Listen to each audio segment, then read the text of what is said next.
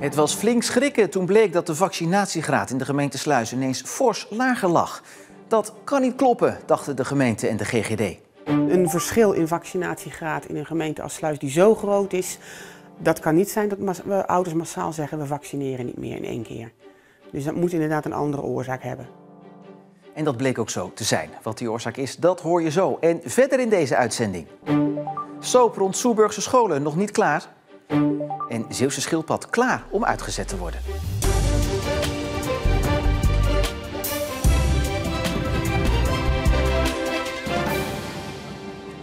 Goedenavond. Bij het RIVM is een fout geslopen in de registratie van gevaccineerde kinderen. Door deze fout leek het alsof in de gemeente Sluis maar iets meer dan de helft van de kinderen gevaccineerd is tegen ernstige ziektes, zoals de bof, mazelen en rode hond. Leek dus, want het blijkt toch net wat anders te liggen.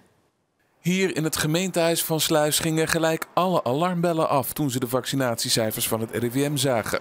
Wij waren heel erg geschrokken van die cijfers. Het is wel een heel laag cijfer en wat ook echt niet wenselijk is. Je wilt toch echt wel dat je een gemeente hebt waar mensen voldoen aan die vaccinatie. Je wilt toch voorkomen dat er ziektes uitbreken. Dat wil je niet als gemeente. Je wil gewoon dat je een gezonde gemeente hebt.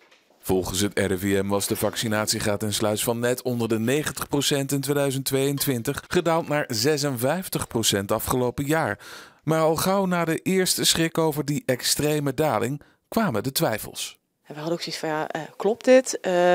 Klopt dit wel? We moeten toch wel eens meer duiding hebben van de cijfers voordat we echt een uitspraak hierover kunnen doen. En die duiding kwam van de GGD Zeeland, waar ze in eerste instantie zelf ook erg verbaasd waren over de cijfers van het RIVM.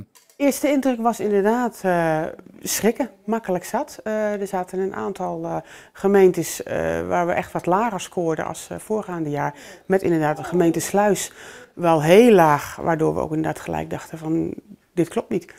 Ja, dat is het eerste wat u dacht, dit klopt niet? Een verschil in vaccinatiegraad in een gemeente als Sluis die zo groot is, dat kan niet zijn dat ouders massaal zeggen we vaccineren niet meer in één keer. Dus dat moet inderdaad een andere oorzaak hebben. En wat blijkt? Het heeft alles te maken met een vaccinatie die sinds 2020 wordt aangeboden aan de moeder en het ongeboren kind. Daardoor komt het kind ter wereld met al een eerste laag bescherming tegen bepaalde ziektes zoals kinkhoest. Maar daar ging het dus mis, want het RIVM registreerde die kinderen als niet volledig gevaccineerd. Terwijl ze dat dus wel zijn. En hoe het nou komt dat die fout in de registratie geslopen is, dat is nog onduidelijk. Daar hebben we inderdaad nog gewoon wat meer tijd voor nodig, maar daar zijn we dus ook inderdaad mee bezig. Want dat is echt gewoon inderdaad handmatig nagaan en alle dossiers inderdaad controleren. Dus dat duurt automatisch wat langer. Daardoor heeft de GGD inmiddels achterhaald dat de vaccinatiegraad in Sluis in plaats van die 56% in werkelijkheid 75% is. En dat is natuurlijk nog steeds veel lager dan we ze graag zouden zien. Ja, want het doel is 90%. Het doel is 90%, maar het is een stuk beter dan 56%. Maar een stuk beter dan 56%. De fout in de registratie in de gemeente Sluis zou ook in andere Zeeuwse gemeenten kunnen spelen. Zo is ook in Terneuzen, Hulst en Schouwen-Duiveland de vaccinatiegraad en de registratie van het RIVM sinds 2022 flink gedaald. Maar of diezelfde fout ook in die gemeenten speelt, is nog niet bekend. Dat is inderdaad natuurlijk wel een conclusie die ook wij inderdaad trekken. En waar we in ieder geval zeker van willen zijn, is dat dezelfde conclusie, gaan we dat op dezelfde manier aanpakken? Of zijn er andere dingen die daar spelen? En wanneer weten we dat? Kunt u daar al iets over zeggen? Ik hoop daar heel vlug inderdaad bij op terug te kunnen komen om dat te melden. Wordt vervolgd dus? Wordt vervolgd, ja. Een 41-jarige man moet 3 jaar de cel in voor seksueel misbruik van zijn stiefzoon. Daarnaast moet hij een schadevergoeding van €10.000 betalen. Het misbruik startte toen de jongen 7 jaar oud was en hield 6 jaar aan, waarbij hij wekelijks meerdere keren werd misbruikt. De zaak kwam aan het licht toen de jongen door een SOA een hersenvliesontsteking opliep en in het ziekenhuis werd opgenomen. De leerlingen van de Parelburcht in Oost-Soeburg kunnen op zijn vroegst maandag terug naar hun school. Het is nog niet duidelijk of de luchtkwaliteit na de brand van vorige week in orde is. De nieuwbouw voor de leerlingen die staat er al, maar is dan weer nog niet klaar. Het is het zoveelste hoofdstuk in een al langslepend dossier over de verhuizing van scholen in Oost-Soeburg. Eerst was er de omgekeerde school. De bouw van de tweemaster Kameleon moest opnieuw vanwege een blunder. Die school is nu bijna klaar, maar kan nog niet open. En toen was er de Parelburgt. De school is eigenlijk al jaren afgeschreven en het is wachten op het moment dat de school kan verhuizen. Maar wat gebeurde er vorige week? Brand. Ja, het is wel een beetje opeenstapeling van dingen die niet goed gaan. Dit komt er bovenop en nog meer dan tevoren gaan we echt hard ons best doen. We, de school, onze wijs en de gemeente, om ervoor te zorgen dat de kinderen, de docenten zo snel mogelijk naar de nieuwe locatie kunnen. Die is ook zo goed als klaar. Wanneer kan die dan in gebruik worden genomen? Ja, ik vind het moeilijk om daar iets over, om daar een datum op te plakken. Ja, veel verder dan zo spoedig mogelijk, waar we alles aan doen, wil ik nu niet gaan. 2 scholen die veel later klaar zijn dan verwacht. Een blunder, een brand. Het lijkt ondertussen een hoofdpijndossier voor de wethouder. Ja, een beetje wel, ja. Een beetje wel. Ja. Ze heeft er zin in. Yvonne van Maastricht. Volgende week begint ze als burgemeester van Middelburg. Als opvolger van Harald Bergman. De 59-jarige van Maastricht komt uit Groningen, was daar ooit gedeputeerde en daarna verschillende keren waarnemend burgemeester in het hele land. In Middelburg wil ze vooral gaan samenwerken. Yvonne van Maastricht moet even wennen aan de grote hoge raadzaal van de gemeente Middelburg. Ja, hier vandaan moet het dan gaan gebeuren. Het is heel groot, heel hoog en als ik het zachtjes mag zeggen, een beetje ongezellig. Het voelt niet als een warme huiskamer, maar ik heb wel begrepen dat daar al wel gesprekken over zijn. Maar het is heel groot, heel hoog en ruimtelijk. Gezelliger vindt ze het in het centrum van Middelburg, waar Van Maastricht meteen in gesprek raakt met een voorbijganger. De eerste indruk van de Middelburgers is goed. Je hebt makkelijk een praatje, je wordt vriendelijk ontvangen, mensen zijn toegankelijk en ja, dat is toch waar je voor komt voor de mensen. Op het terras ziet de nieuwe burgemeester dat het deze dag lekker druk is in het centrum. Er zijn steeds meer toeristen in de stad, waar niet iedereen even blij mee is.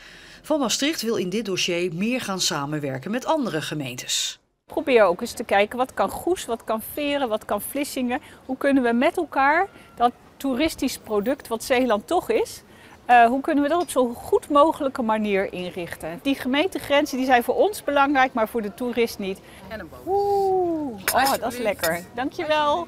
Ik ga het gewoon met mijn handen doen hoor. Volgens mij is die dan het lekkerste. Ook op gebieden als onderwijs en werkgelegenheid wil de nieuwe burgemeester de samenwerking zoeken met andere Zeeuwse overheden. Om, naar eigen zeggen, Zeeland beter op de kaart te zetten. Maar ze kijkt ook naar haar eigen gemeente. Het gaat niet alleen om de stad, maar ook om omliggende kernen zoals Arnhem-Muiden.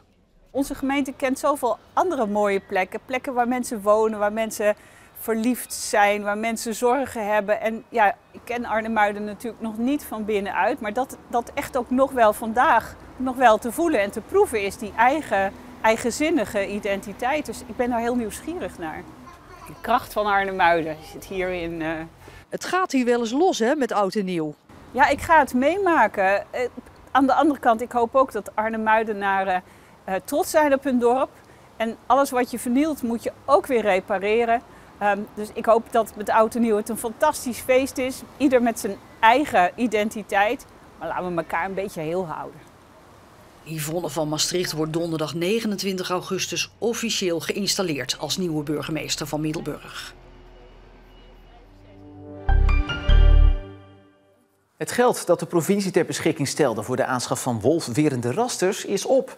De provincie trok €95.000 uit voor eigenaren van hoefdieren, zodat ze hun vee konden beschermen tegen een wolvenaanval.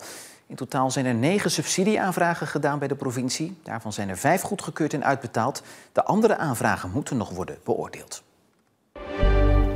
De perenpluk is gestart en het is geen gemakkelijk jaar geweest. Gemiddeld verwachten de telers 9% minder opbrengst. Het is iets kleiner de perenoogst gemiddeld in het land dan de laatste jaren. Dit perceel dat is ver ondergemiddeld door allerlei ziektes, plagen die we hebben gehad de laatste jaar. De peren die wel geoogst worden zien er goed uit volgens Mol, maar hij wist al in april dat het aantal dit jaar zou tegenvallen. Je maakt ervan wat je ervan kan maken, zeg maar.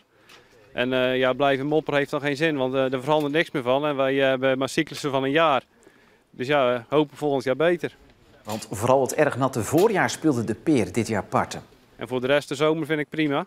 Alleen het voorjaar was om je bespuiting, om je gewasverzorging te doen, was echt wel extreem moeilijk. Het plukseizoen duurt nog tot begin oktober. De dikkopschildpad Brik, die eind vorig jaar aanspoelde bij Dishoek, is voldoende hersteld en vandaag vertrokken naar de Azoren om daar weer in het wild te worden uitgezet. Ogenschijnlijk dolenthousiast werd de dikkopschildpad uit zijn bassin gehaald en klaargemaakt voor zijn grote trit naar de Azoren. Brik verbleef sinds zijn vondst in Diergaarde Blijdorp in Rotterdam om te herstellen. Een tijd waarin hij scherp in de gaten werd gehouden. Elke dag goed kijken, eten ze, zwemmen ze goed, doen ze het wel prima. Dat is wel een hoop werk. Wat je bij gestrande zeeschildpadden veel ziet, als ze net weer een beetje gaan zwemmen, dat ze scheef zwemmen, dat ze misschien door longontstekingen vaak, dan zwemmen ze scheef, kunnen ze niet goed duiken. En op het moment dat dat over is en je ziet ze goed eten, goed duiken, ja, dan weet je dat het goed gaat komen. En dat geldt dus gelukkig ook voor de Zeeuwse Brik, die nu samen met zijn soortgenoot is vertrokken naar de Azoren om hopelijk niet nog een keer aan te spoelen aan de Zeeuwse kust. Want dat zou zeer slecht nieuws zijn.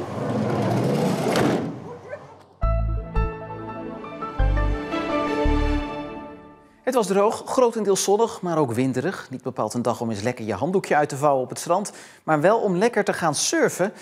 Morgen wordt het wel warmer, nog steeds een twijfelachtige stranddag, tenzij je een windscherm meeneemt. Want er staat er nog steeds een stevige zuidwestenwind, dus ook weer prima weer om te gaan surfen. Dagen erna blijft die wind, die blijft hier en wordt de zon grotendeels verruild voor wolken en regen.